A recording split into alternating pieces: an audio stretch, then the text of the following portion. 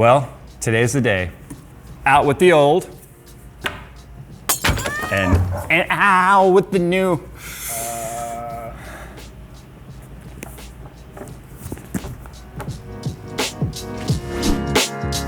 We interrupt this video to bring you a special message from iFixit. Bring you iFixit by the makers of iFixit. Got a crappy graphics card? That's okay. Fix it with iFixit. iFixit has all the tools you need to make your life better. Got a dirty phone screen? That's okay. You can fix it with iFixit.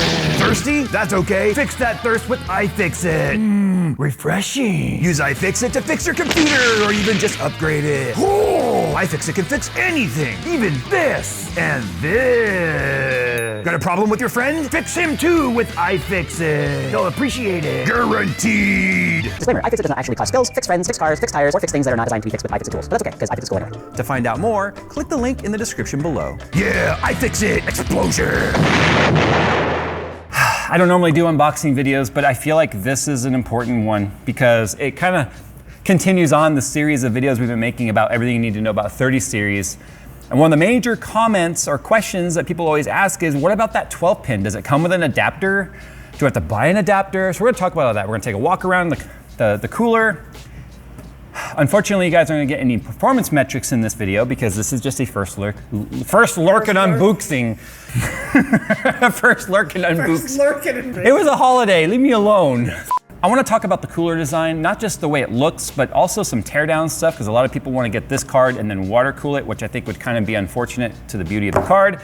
But whatever, spider code to the rescue here, because we got to open this bad boy up. I mean, the thing with unboxing an NVIDIA graphics card from NVIDIA is there's not really much in the box. First of all, the box presentation. It's very, wow. Jeez. Very solid. Please don't threadripper it. I know. So much suction. Ooh. Oh.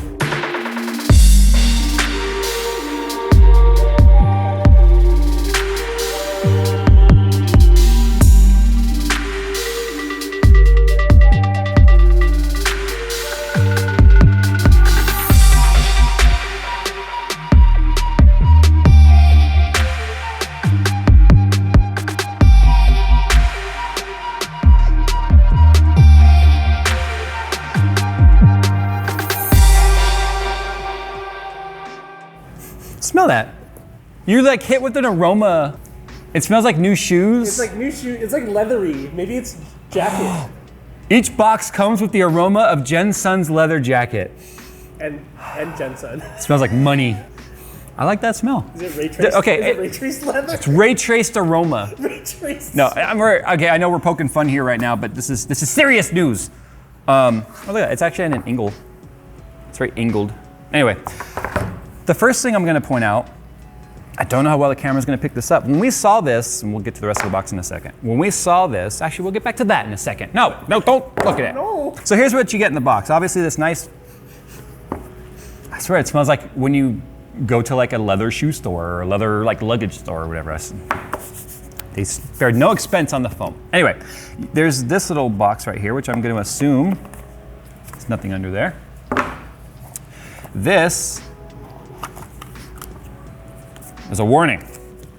Use only the included NVIDIA dual 8-pin power dongle for your RTX 3080 Founders Edition graphics card. Use of third-party power dongles may cause technical issues and may void your manufacturer's warranty. Ooh, that's interesting. Because one of the things that we talked about is manufacturers of power supplies are coming out with third-party cables to replace the modular PCIe to a 2 8-pin to a 12-pin. That way it's nice and neat. But this card is interesting. It makes it sound like, I don't know. How would they know if you used an aftermarket one?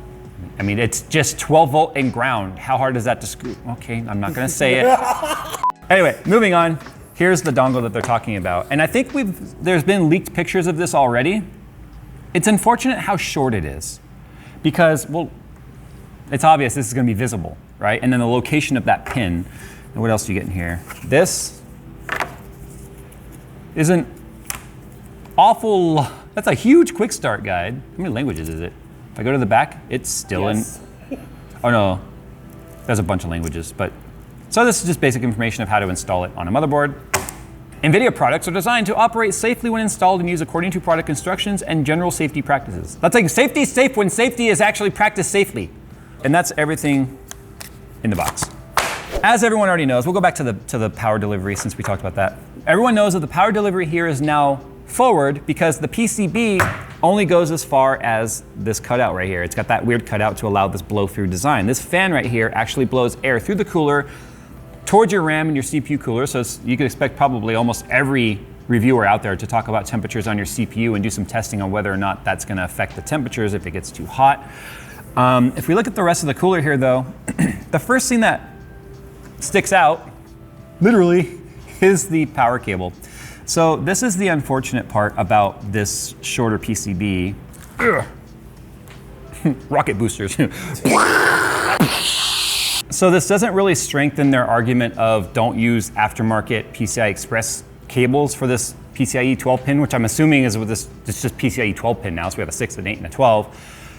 Because that's really ugly. You take this beautiful card like this, and you put this on it, and it's just awful. So they're mentioning aftermarket and third-party cards. So what we've got right here is actually an EVGA, I actually say actually an actual a lot of times. Just like how I like to say like. Like Valley Girl. We found this 1200 P2 power supply, which is perfect though, because EVGA's Supernova power supplies all use the same modular cables. They're interchangeable, whether it be the 700 watt or the 1600 watt, they're interchangeable because they use the same pinouts on these plugs, which means you've got cables like this, which they sent over. This is a nice, long, individually sleeved with 3 cable combs. Can't tell if this is a paracord. Yeah, it's paracord. It's pulled pretty tight too, so it doesn't have any looseness to it, which is nice. But it's got the 12-pin plug on there. And what it does, geez, that one fits so tight. That's one thing we want to test here is how tight these plugs fit. It plugs into 2 PCI Express 8-pin modular connectors on your power supply, like this. And then it plugs into your 12-pin, which it actually fits in there. It's harder to get these to line up because if you look, it's very small, the gap between them versus like the standard PCI Express. And now you get a much more friendly, look at that, even if you somehow tied it like that or something. I think it sort of ties into the overall design of that heatsink. I'm gonna unplug it from here for this video because that's not helping me. There. So you can route it over the card, which I don't really necessarily recommend because it kind of covers that fan a little bit. But then again, if you go under, it's the same thing because of that fan. You just want to make sure you don't interfere with the fan. You can go around it. You could go down to motherboard pass-through or something on the case or the hole. But at least this is nicer than this. And the biggest complaint people have when they see this cooler is that plug placement. Why didn't they just make an extension and place it on the end or something? I'm sure they have their reasons. As you can see, the end is full pass-through. It's all fins, so I'm sure they did that just for the sake of cleanliness. But regardless, that's enough about the connector. You could probably expect every single motherboard or power supply manufacturer that has modular cables to also come out with cables like this. The other thing I want to kind of talk about, which was not apparent to me until I first opened this up, this is not silver. This looks silver on camera, and it probably looks silver right now to you. But this is more of a pewter color. It's got a touch of bronze to it. The only problem with it is it's a bit unique in that color sense, in that there's no case or chassis out on the market right now that's gonna meld with this color seamlessly.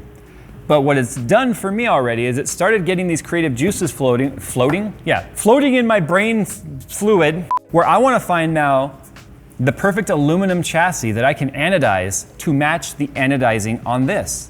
Take this to my anodizer, because I do have a company that I've used for about 20 years that does anodizing. Have them look at this, do the best they can to match it, and then have this design concept built into a chassis. Leading me to probably say that the 3090, which is just gonna be taller and longer, so it's gonna be that size compared to it, most likely. Yeah, I wanna use a 3090 in a personal rig, and I don't wanna water cool it. I don't wanna water cool it because, oh, he's a fraud! No, it's just, we have obviously a lot of cooler testing to do. We can't do any cooler testing today, or we can't show you the results, because I can tell you we've already turned this thing on and plugged it in, and you gotta wait for that embargo lift. But I'm gonna tell you right now, yeah, just get ready, okay? Let's talk about the cooler though, because this leads me to my next part of this walk around on this. These fins, you can just hear how solid they are. They are beefy. Air cooler fins, right? You put on your fans sometimes and you bend them a little bit and you straighten them. If you bend these, it took some force. Airflow design is pretty solid. You guys saw this in the initial, I'm getting back to my PCB discussion in a second. I know I'm all over the place. Airflow on this fan is pushed down and then it makes a quick 90 and it comes out right here. This is probably the largest opening we've ever seen in an NVIDIA graphics card for airflow. But then the rest of the heat pipes travel down the length of the card. They're straight all the way to the end. And then you've got this fan right here, which is actually pulling air through. It's funny, if you look at the blade design, you would think it turns that way, pushing air down. But no, they sweep the air. They don't scoop the air. So one of the reasons why they do this is it makes the acoustic of it a lot softer. It's a lot less of a chop sound, and you're hearing a little bit more of the, I would assume, motor sounds, because this isn't the first time brands have done this. EVGA actually did a sweeping fan on their coolers before, where it looks like they should turn one way, but they actually turn the opposite way. And the reason why brands do that, again, is it's a softer sound rather than it being a chopping, scooping. It's just sweeping the air. So it turns in reverse to pull air through. It makes me wonder if they couldn't have pushed it down. I guess they're just trying to use the natural heat, right? Which then you have your CPU components here, your RAM, and your CPU. So people are concerned about this picking up hot air. Testing that we'll have to do, obviously, to see. But getting back to the PCB discussion, since we know the PCB is only this big, one thing that you don't see on here, and I need my plebeian, nobody cares about you anymore, no one loves you card, the 2080 Ti, if you look at the back and compare the two, what's missing on this card? Phil? Class, what's missing on this card? Oh, that's not even what I was going with. Oh. There's no screws. Oh. I got confused. Leave that in. Just leave that in. There's no screws on here. This has the very traditional system where it's a screw stud. So the screw that holds the cooler to the motherboard or the PCB also has a hole and a threading in it for the backplate to screw down to it. So you take off all these backplate screws, it comes off, then you take a nut wrench to take off those studs, and then the cooler comes apart. If you look at this one here, that doesn't exist. But what you can see are some small breaks. And let me get my knife here.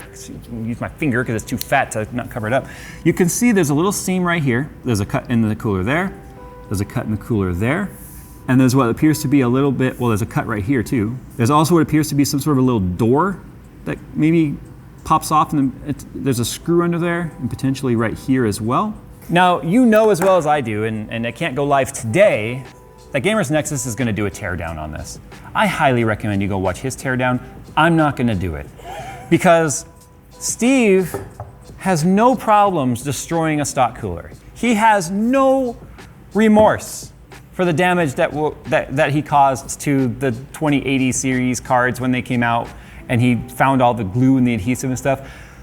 Just getting to the PCB on this one could potentially cause damage. And I only mention this because an NVIDIA PR was like, for those of you planning to do a teardown, just know extra special precaution is needed to do it without causing damage to the cooler. I'm not gonna take that risk. I am of the camp, this is beautiful and I want to keep it that way. But if you're looking at doing a teardown of your card to water cool the Founders Edition card, companies like EK fortunately do include a teardown guide as part of their installation. They don't, or their manual anyway. They don't start with, here's a bare PCB, here's how to put it on. It's no, here's your stock cooler, here's how to take it apart and put it on. But I don't know if any special tools will be required. The nice thing about the iFixit kits that we're constantly promoting around here is they do have a lot of soft edge tools because they're designed to be worked on like laptops, tablets, cell phones, things that are very delicate and small. So I feel like that would be the perfect toolkit to try and take this apart. Rumors also have it that the lighting on this is white. We can't confirm any of that today because that's something that, like, part of the embargo for unboxing is you can't power it up or put it on a motherboard and show it on. But apparently there's already been some like leaks out there and stuff showing that the lighting on this is white, which is nice because our biggest complaint with this guy is you have this beautiful silver and black with green LED. And in fact, remember how we showed you could take this cooler and put it on an EVGA card and it actually goes white? By using the same plug, we could actually change the color of this and vice versa. I don't know if this is RGB or not or what, but I'm telling you right now, the design on it is very, I hate to make this reference, especially with my audience, and Phil knows exactly what I'm gonna reference. This looks like it designed by Apple on the back. Sorry, Jensen, but I can tell you right now, this design is just absolutely gorgeous. My biggest complaint though, honestly, is the plug placement. So you don't see the edge of the PCB, which has that like kind of a, well, look at the PCI Express slot on this, right? So a lot of AIBs, you can see the color of the PCB shows when you look at it head on like that.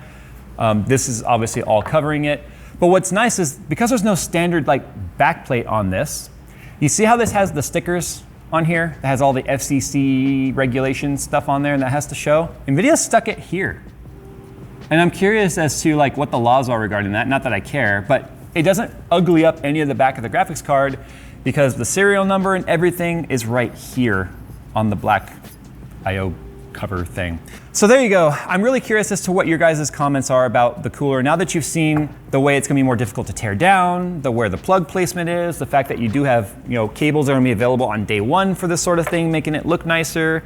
The color, what's your thoughts on this bronzy color? There's silver versus that color. So you can see just how dark it actually is, right? Right there. But now that you've seen this cooler and the way it would come apart and potentially cause damage, are you still gonna water cool it if you get one of these? If the cooler cools well enough, we really hope it cools better than this guy. We've seen they've raised the power limit or the TJ Max on this to 92 from 88 on these cards, and that's maxing out the sliders 92 versus 88. That makes us a little concerned, like, uh-oh, are they gonna be really hot or what? Because we talked about this cooler being pretty, was not the most efficient in how much of the fins they blocked off with their GeForce logo and stuff. Doesn't look like they have that problem anymore. No, so that's why I'm like, is it gonna be cool? That's why if it's cool enough, I don't personally want a water cool one. I kind of want to build a design around, a case or whatever around this design aesthetic. So what are your plans for 30 series? Are you gonna get one? Are you gonna wait? Are you disappointed with what you see here? Probably, some of you are. Some of you are probably excited without even seeing it. Some of us are just tech heads.